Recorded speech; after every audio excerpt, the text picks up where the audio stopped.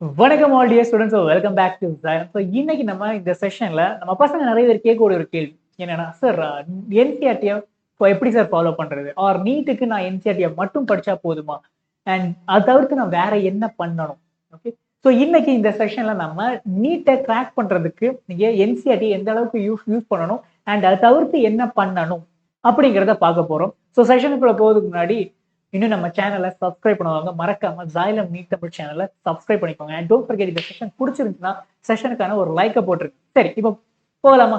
So காமனான ஒரு கேள்வி இதுதான், எந்த அளவுக்கு நான் என்சிஆர்டியை ஃபாலோ பண்ணணும், சரியா? அதை பார்த்துலாமா? இதுக்கு நீங்க ஒரு 3 இம்பார்ட்டன்டான விஷயத்த நீங்க மைண்ட்ல வச்சுக்கோங்க.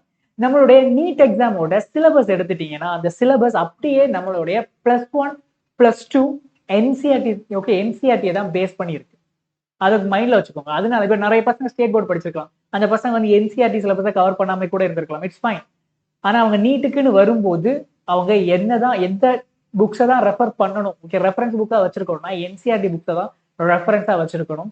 ஓகே, ஸோ ஏன் அப்படி சொல்றேன், அதுக்கான காரணம் என்னன்னு பாத்தீங்கன்னா, நீட்ல கேட்கக்கூடிய 90% கொஸ்டின்ஸ் டைரக்டாவோ அப்படி இல்லைன்னா இன்டைரக்டாவோ எங்க இருந்து தான் வருதுன்னா என்சிஆர்டி புக்ஸ் இருக்குல்ல, ஸோ என்சிஆர்டியில் இருக்கக்கூடிய கான்செப்ட் தான் அப்படி கேட்குறாங்க. ஸோ இப்போ டைரக்டா அப்படின்னு சொல்லும் போது என்னன்னா, சில என்சிஆர்டி புக்ஸ்ல இருக்கக்கூடிய டயக்ராம், பயாலஜின்னு எடுத்துட்டீங்கன்னா டயக்ராம், கெமிஸ்ட்ரி பிசிக்ஸ் எடுத்துட்டீங்கன்னா ஃபார்முலாஸ், ஓகே, அண்ட் டெஃபினிஷன்ஸ், இதை டைரக்டாவே கேட்டு வச்சிருவாங்க. இதை என்சிஆர்டில இருந்து டைரக்டாவே நீட்ல கேள்விகள் கேட்டிருக்காங்க, இப்போ கேட்கறாங்க, இனியும் கேட்பாங்க. அதனால நீங்க என்சிஆர்டில இருக்கக்கூடிய இம்பார்ட்டன்டான டயக்ராம், ஃபார்முலாஸ், டெஃபினிஷன்ஸ் இதெல்லாம் அண்டர்ஸ்டாண்ட் பண்ணி புரிஞ்சு வைக்கிறது ரொம்ப ரொம்ப ரொம்ப முக்கியம், சரியா? இப்போ நெக்ஸ்ட் நீங்க பாத்தீங்கன்னா, இப்போ பிசிக்ஸ் நீங்க எடுக்கிறீங்க. பிசிக்ஸ்ல நீங்க என்சிஆர்டில அதிகமா ஃபோக்கஸ் பண்ண வேண்டிய விஷயம் என்னன்னா, கண்டிப்பா ஃபார்முலாஸ் அண்ட் அதோட அப்ளிகேஷன். அண்ட் தயவு செஞ்சு நிறைய பேர் பண்ற ஒரு மிஸ்டேக் என்னன்னா, டெரிவேஷன்ஸை மெமரைஸ் பண்றது. தயவு செஞ்சு டெரிவேஷன்ஸ் மெமரைஸ் பண்ணலாம் வேணாம். அண்ட் ஈவன் சில ஹெவியான செக்ஷன்ஸ் இருக்கும், ஓகே, செக்ஷன்ஸ் இருக்கும், அந்த செக்ஷன்ஸையும் நீங்க ஸ்கிப் பண்ணிட்டு அதுல தேவையான எசன்ஸை மட்டும் நீங்க பிசிக்ஸ்ல எடுத்துக்கோங்க. தென் இப்போ கெமிஸ்ட்ரின்னு எடுத்துட்டீங்கன்னா இங்க நிறைய ஈக்குவேஷன்ஸ் இருக்கும், அந்த ஈக்குவேஷன்ஸை எப்படி சால்வ் பண்றதுன்னு தெரிஞ்சுக்கோங்க. ஈக்குவேஷன்ஸை மெமரைஸ் பண்ணவே கூடாது. எஸ்பெஷலி ஆர்கானிக் கெமிஸ்ட்ரி போனதுக்கு அப்புறம் அங்க there are certain naming reactions இருக்கும். அந்த நேமிங் ரியாக்ஷன்ஸ் என்ன நடந்துச்சு, ரியாக்டன்ட் எப்படி ப்ராடக்டா மாறுச்சு, அதை தெரிஞ்சுக்கவே தவிர இந்த ஒரு காம்பவுண்ட் என்ன ரியேஜன் கொடுத்துருக்காங்க அண்ட் எந்த எந்த ரியாக்டன் கொடுத்துருக்காங்க, அந்த ரியாக்டன் வந்து எப்படி ப்ராடக்டா மாறுச்சு, அந்த ப்ராடக்ட் என்ன அப்படிங்கறதெல்லாம் மெமரைஸ் பண்ணி வச்சிருப்பாங்க. அப்படி பண்ணாதீங்க. ஆர்கானிக் கெமிஸ்ட்ரியில இருக்கக்கூடிய ஈக்குவேஷன்ஸை முடிஞ்ச அளவுக்கு, ஓகே, நான் இங்கே சொல்றது முடிஞ்ச அளவுக்கு, மேக்சிமம் தான், 100% யாராலையும் முடியாது. அதனால நீங்க முடிஞ்ச அளவுக்கு என்ன பண்ணுங்கன்னா புரிஞ்சுக்க ட்ரை பண்ணுங்க. தேர் ஆர் சர்டன் ஈக்குவேஷன்ஸ் வரும்போது நம்ம கொஞ்சம் மெமரைஸ் பண்ற மாதிரி இருக்கும், சரியா? ஸோ அதுக்கு ப்ராப்ளம் கிடையாது. பட் மேஜரா இப்போ ரியாக்ஷன் மெக்கானிசம், இப்போ SN1 SN2 E1 E2 அந்த மாதிரி ரியாக்ஷன்ஸ் எல்லாம் வரும்போது அந்த கான்செப்ட்ஸை புரிஞ்சுக்க ட்ரை பண்ணுங்க, மெமரைஸ் பண்ணாதீங்க. ஓகே, இது எல்லாமே என்சிஆர்டியில் இருக்கிறது தான், ஜஸ்ட் என்சிஆர்டியில் இருக்கக்கூடிய விஷயம் தான். அந்த ஈக்குவேஷன்ஸ் எப்படி வந்துச்சுங்கிறத புரிஞ்சுக்க ட்ரை பண்ணுங்க. நெக்ஸ்ட் இப்போ பயாலஜின்னு எடுத்துட்டீங்கன்னா ஜஸ்ட் ஃபோக்கஸ் ஆன் இம்பார்ட்டன்டான கிங்டம்ஸ் இருக்கும். அனிமல் கிங்டம்ஸ்ல ரொம்ப ரொம்ப ரொம்ப ரொம்ப இம்பார்ட்டன்டான கிங்டம்ஸ் இருக்கும் அண்ட் லைஃப் சைக்கிள்ஸ் இருக்கும். அதை எல்லாமே நீங்க படிச்சு வச்சுக்கோங்க. எங்க இருந்துன்னா என்சிஆர்டில இருக்கு, சரியா? நெக்ஸ்ட், சரி, இது முடிஞ்சு. இப்போ how NCERT books align with NEET questions. இப்போ இதுதான் அடுத்த ஒரு கேள்வி. கண்டிப்பா நீங்க என்சிஆர்டி புக்ஸை படிச்சாகணும். அதை படிச்சாதான் நீட்ல நீங்க எதிர்பார்க்குற மாதிரி மார்க் வாங்குறதுக்கான சாத்தியக்கூறுகள் அதிகமா இருக்கும். சரி, அடுத்த லெவல் நீங்க வந்தீங்க, அடுத்த லெவல் வரீங்க. ஸோ அதுக்கு முன்னாடி நான் ஒரே ஒரு விஷயம், இப்போ நீங்க ஸ்டேட் போர்டு படிக்கக்கூடிய ஒரு பசங்களா இருக்கீங்க. ஸோ உங்களுக்கான ஒரு முக்கியமான ஒரு பாயிண்ட்டை நான் என்ன பண்றேன்னா, இந்த செஷனோட எண்டு நான் சொல்றேன். ஸோ நீங்க ஸ்டேட் போர்டு படிக்கக்கூடிய பையனா இருக்கிறீங்க, பொண்ணா இருக்கிறீங்கன்னா தயவு செஞ்சு இந்த செஷனோட எண்டுல நான் சொல்ல போற சில விஷயத்த புரிஞ்சுக்கோங்க. ஏன்னா நான் இப்போ என்சிஆர்டின்னு பேசும்போது உங்களுக்கு சம்டைம்ஸ் கொஞ்சம் இன்ஃபீரியாரிட்டி காம்ப்ளெக்ஸ் கூட வரலாம். ஸோ அதுக்கான ஒரு பாயிண்ட்டை நான் இதோட எண்டில் நான் சொல்லுவேன். ஸோ மேக் ஷுர் அதை போய் பார்த்துருங்க. Now yes, so NEET NCERT படிக்கிறேன், என்சிஆர்டி படிச்சுட்டேன், நான் போர்டு சிபிஎஸ்சி போர்டில் தான் படித்தேன், என்சிஆர்டி நல்லா தெரியும். இப்போ நான் நீட் எக்ஸாமுக்குன்னு வரும்போது நான் என்ன பண்றது, இந்த ஒரு பிரச்சனை நிறைய ஸ்டூடெண்ட்ஸ் வந்து எஸ்பெஷலி சிபிஎஸ்சி ஸ்டூடெண்ட்ஸ் வந்து ஃபேஸ் பண்ணுவாங்க. ஸோ இவங்க இப்போ காமன், இப்போ நீங்க என்சிஆர்டி படிச்சுட்டீங்க, அதில் இருக்கக்கூடிய கான்செப்ட் தெரியும், இப்ப நீட்டுக்கு நீங்க என்ன பண்ணணும்னா, இப்ப என்சிஆர்டியோட லெவல் இங்க இருக்குன்னா நீட்டோட லெவல் கொஞ்சம் மேலதான் இருக்கும். It's not like JEE or JEE advance மாதிரி ரொம்ப மேல எல்லாம் கிடையாது. நீட் கொஞ்சம் மேலதான் இருக்கும். ஓகே, ஸோ இப்போ இந்த சின்ன கேப் நீங்க கனெக்ட் பண்ணணும். எப்படியாவது இங்க இருந்து அங்க ஜம்ப் பண்ணணும். அது எப்படி ஜம்ப் பண்ணணும்னா, முடிஞ்ச அளவுக்கு ப்ராப்ளம் சால்விங்க்கு நீங்க எடுக்கணும். ஸோ எந்த அளவுக்கு நீங்க படிச்ச கான்செப்டை நீங்க ப்ராப்ளமேட்டிக்கா அப்ரோச் பண்ண ஆரம்பிக்கிறீங்களோ, அப்போ உங்களுக்கு இந்த நடுவில் இருக்கிற இந்த கேப் ஓவர் கம் ஆகி நீட்ல கேட்கக்கூடிய கேள்வியை அசால்ட்டா நீங்க என்ன பண்ணலாம், அடிச்சு தூக்கிட்டு வந்துடலாம். சரியா? Got it. ஸோ பொதுவாகவே நல்லா யோசிச்சுக்கோங்க, நீட்ல கேட்கக்கூடிய எல்லா கேள்வியுமே மோர் தென் 90% கொஸ்டின். ஓகே, ஸோ இந்த 90% கொஸ்டின்ஸ் எல்லாமே எப்படி இருக்கும்னா, அப்படியே என்சிஆர்டி அப்படியே வச்சிருப்பாங்க. சிமிலர் டு என்சிஆர்டின்னு சொல்றது better way. Okay, so similar to NCERT தான் இருக்கும். அதனால முடிஞ்ச அளவுக்கு என்னன்னா, என்சிஆர்டியை புரிஞ்சுக்கிட்டு அதை ப்ராப்ளமேட்டிக்கா அப்ளை பண்றதுக்கு தெரிஞ்சுக்கோங்க.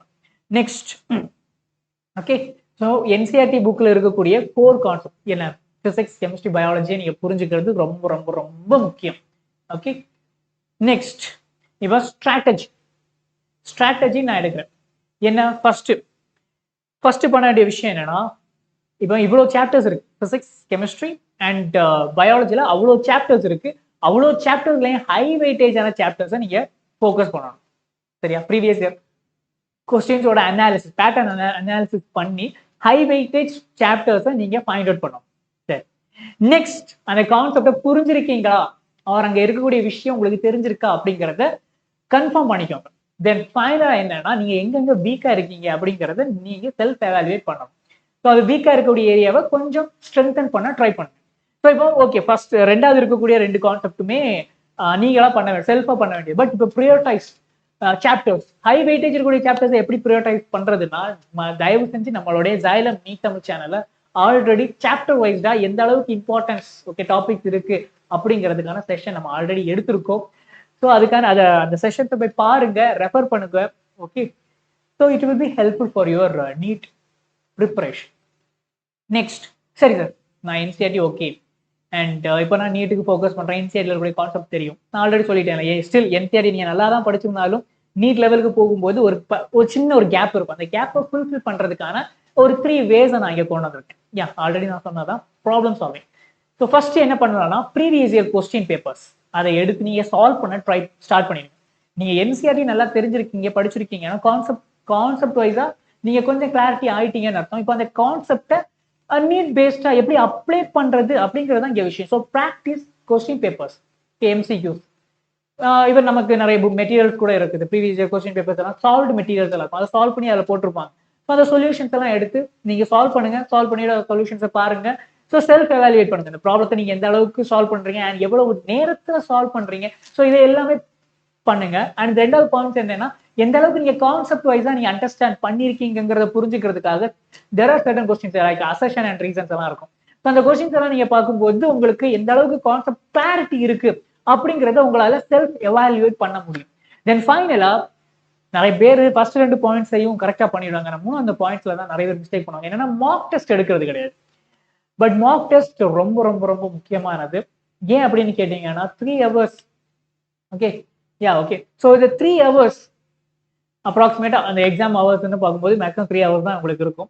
அந்த 3 hoursல அவ்வளவு கொஸ்டின்ஸை நீங்க டைம் மேனேஜ்மெண்ட் பண்ணி சால்வ் பண்ணணும்.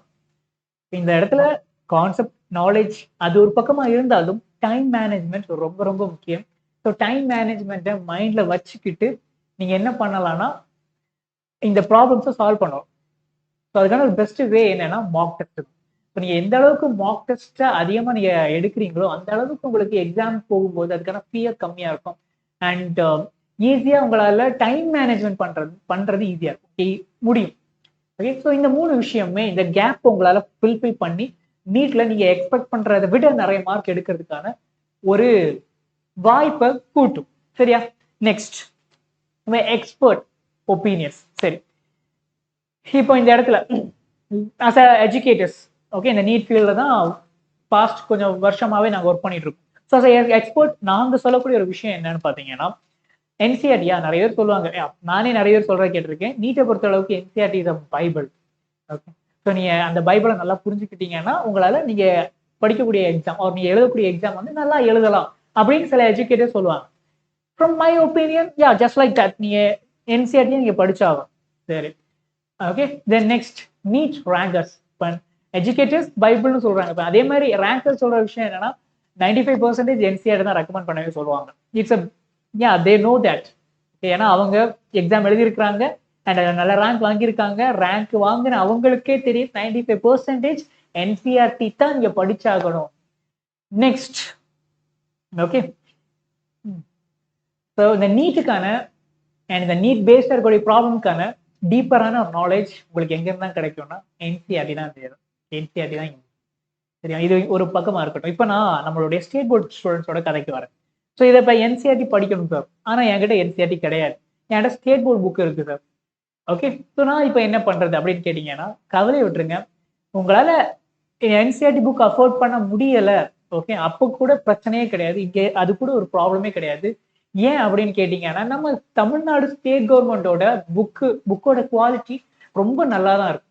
ஸோ நீங்க அந்த புக்கில் இருக்கக்கூடிய கண்டென்ட்டை நல்லா புரிஞ்சுக்கிட்டீங்கன்னா பி ஃப்ராங்க், ஒரு உண்மையை சொல்லவா, ஜேஇ அட்வான்ஸ் அந்த எக்ஸாம்ஸை கூட உங்களால நிறைய மார்க் எடுக்க முடியும், நல்ல மார்க் எடுக்க முடியும். இதை நீங்க ரெஃபரன்ஸா வச்சு படிச்சீங்கன்னா ஸ்டேட் போர்ட் புக்கை.